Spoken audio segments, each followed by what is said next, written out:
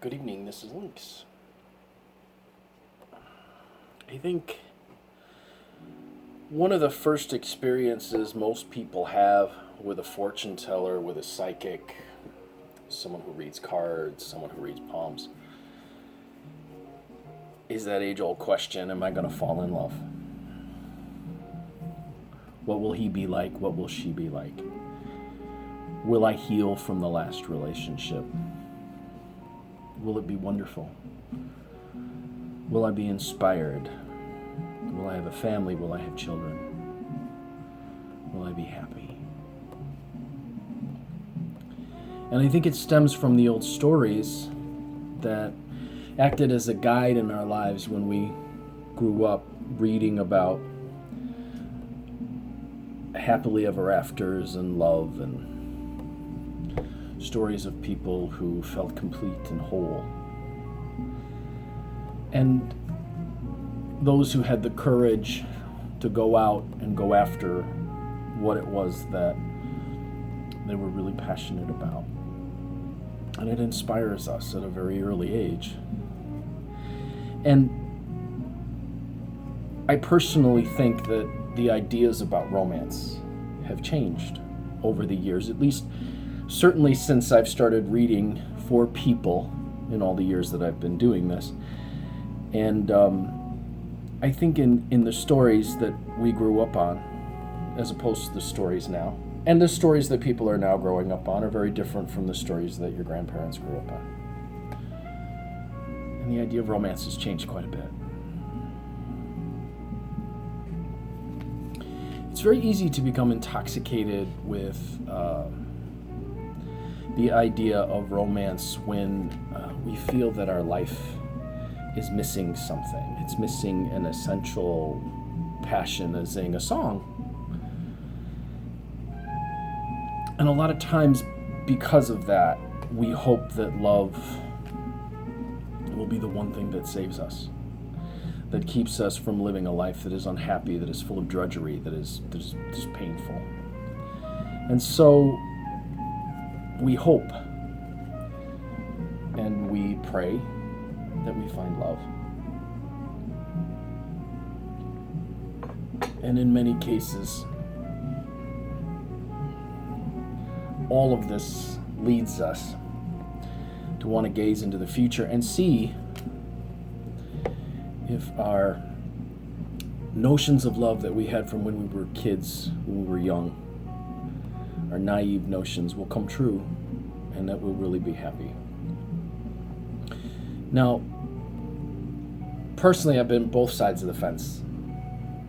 Readings, will I find love? And readings for people, will I find love? So I've seen it from both sides. And I've learned some things about readings and relationships and how people approach this. And there's some things that I think that if you're looking for love that you should consider. First of all, is this something that you're looking and hoping will complete you, this relationship that you're looking for? Or is there something else inside you that fulfills you? And the reason that I say this is because I want you to consider this as you go into a love reading and you're hoping upon hope that you get the answer that yes, you will find love and yes, you will be happy. I'm going to tell you 9 times out of 10, you're going to be happy if you have something else that fulfills you and you're fulfilled one way or another without a relationship.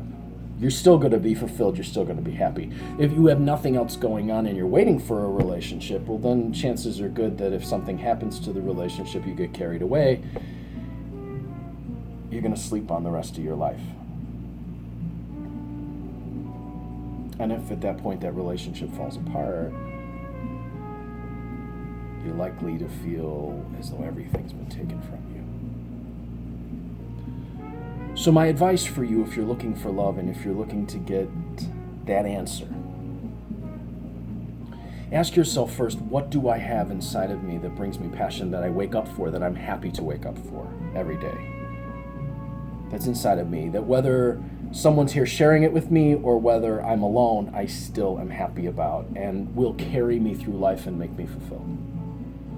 I think the biggest thing that people assume is that if I get involved in love and I'm not fulfilled, it will make a difference, but it actually makes no difference at all. For those of you who read Lotteria, the melon can makes no difference one way or the other. It doesn't change things. You will be as unhappy and unfulfilled with someone by your side as you were. So ask yourself first, what's that thing inside of me? Why am I here?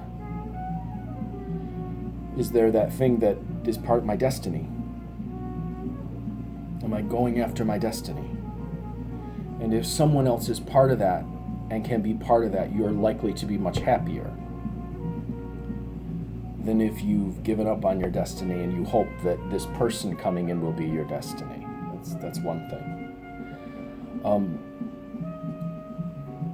Secondly, never, ever, ever stop trying to improve yourself in a relationship. Even once you get to a relationship, and I see this all the time with people that I'm reading for, once they get to a relationship, they've got it, they stop trying to improve themselves. Then all the passion, all that drive that they had before, they suddenly drop. Well, I got a relationship now. Somewhere deep, deep, deep inside we say, I got a relationship now, I don't have to keep improving. But here's the thing. All those things that person finds you fascinating about when they meet you, if they do find you fascinating about, if you stop doing them, if you stop growing, if you stop becoming, they won't. They're likely to lose interest because those were the things that made them excited.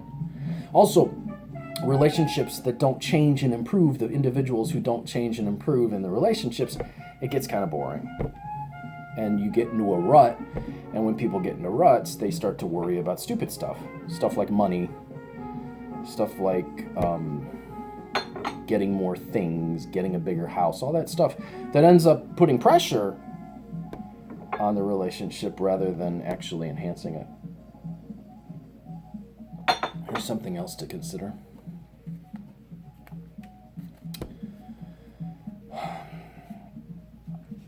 Are you hoping for someone to tell you who to be in a relationship? Or are you quite happy being who you are and making your own decisions? Because if you're hoping that someone, here's what happens, I see a lot in relationships. People will get in a relationship because they don't know what they want in life. They want someone to tell them what they want, and then they get angry that someone's telling them what to do, and then they fight. And then the contract that they made is being violated because it's like, well, you wanted me to tell you what to do, I'm telling you what to do, and then you're like, well, you're controlling me. So you see it all the time when you're dealing with people in relationships. They say, oh, I'm being controlled. It's like, well, how did you start this relationship? Did you have a firm sense of yourself and know who you were? Or did you go into it saying, well, I want this relationship to complete me. I want this relationship to be everything. And then suddenly that person started to tell you what to do and you didn't have anything else going on and you listened to them and then boom, you got angry. And you're getting angry for what? That's the question. Sometimes too, this is a big one, when you're constantly in a relationship asking someone else to do stuff for you rather than doing it yourself, it can be a lot. Sometimes when people get together in relationships, they both expect the other to constantly do for them and they become demanding. And then all the fun that you had in the beginning of the relationship kind of fades away because you're constantly demanding of them. So ask yourself, am I being too demanding in this relationship? Once I get in the relationship, once I start the relationship, do I start to ask, do this for me, do that, do that, do that, do that? And do I take it for granted that they're supposed to do it for me? Especially things that you can do for yourself. If you're perfectly capable of doing it for yourself, why not? Why are you expecting the other person to do it for you? Also, do you offer to help that other individual? And do you try to control the other individual by always doing for them rather than allowing them to do for themselves? Okay? Fears. Sometimes, when you bring worry into a relationship and you constantly bring the worry and the worry and the worry and the anxiety, there's anxiety about bills, anxiety about money. When you put yourself in a position where you're precariously perched and you've got all these stressors and it becomes about that, it's very easy to lose interest in each other when you're so tired of all the anxiety and all the worry? Is it fun? Or is it full of anxiety and worry? We have enough of our own anxieties and worries without heaping someone else's anxieties and worries on ourselves. And there comes a point sometimes when you constantly have to deal with that person's anxieties and worries, where it's very easy to lose interest in those things that you saw to begin with. There's another thing I'd like to suggest.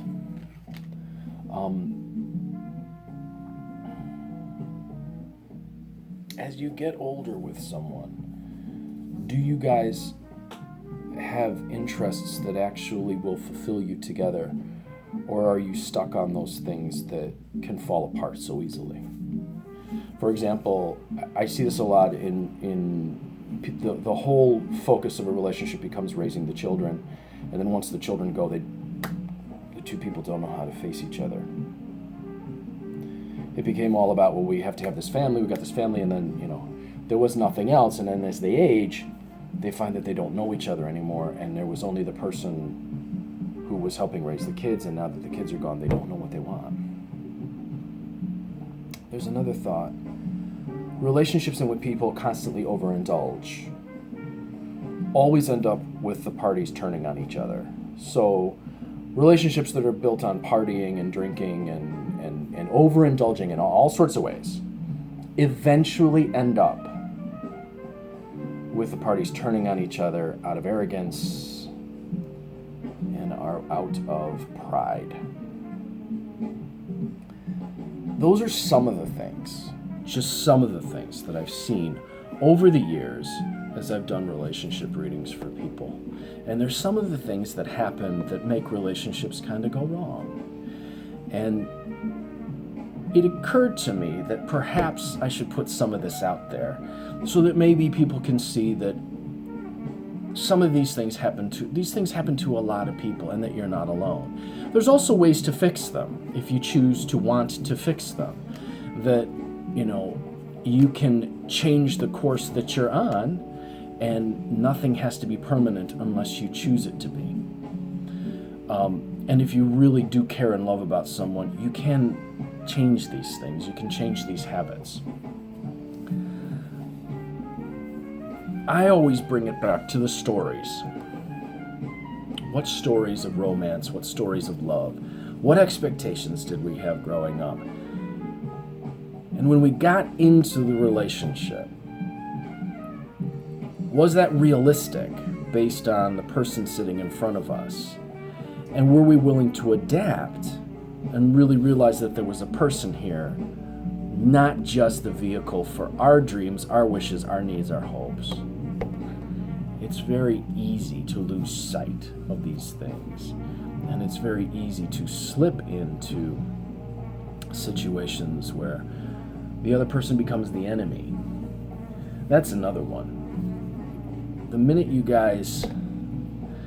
the other person becomes the enemy, you've lost. Also, the minute you argue to win, you've lost. And there's another one. The minute you give an ultimatum, you've lost.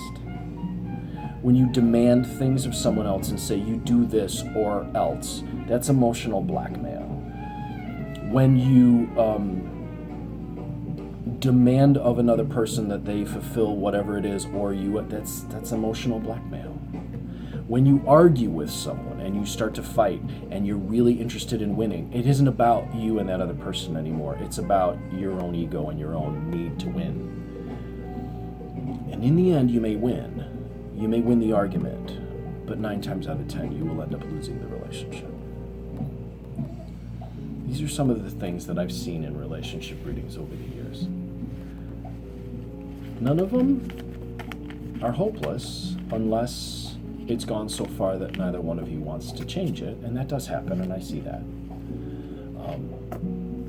And in some cases, when you get involved in a relationship because you wanted someone to fill a void that you weren't willing to fill yourself, that sometimes causes some trickiness as well.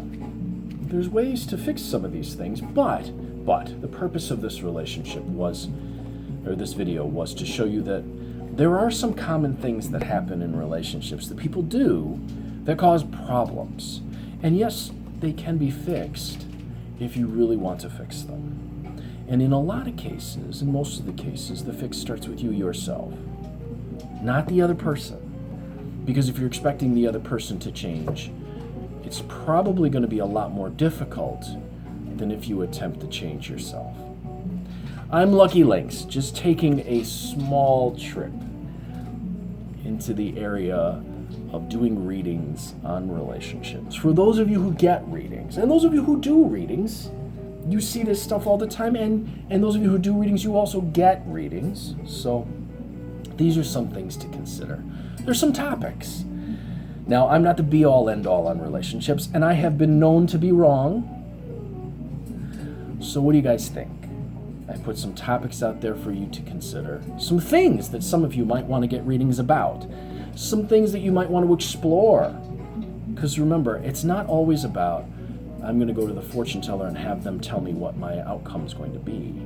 There's a lot of things that go into that you could change, that you could adjust, that you could shift in your favor should you choose. And remember, the future is never set in stone until you decide it is, until you give up on it, until you refuse to do any changing or any adjustments on your own. I'm Lucky Lynx, as always, wishing you success and good fortune in all you do, and especially in your relationships.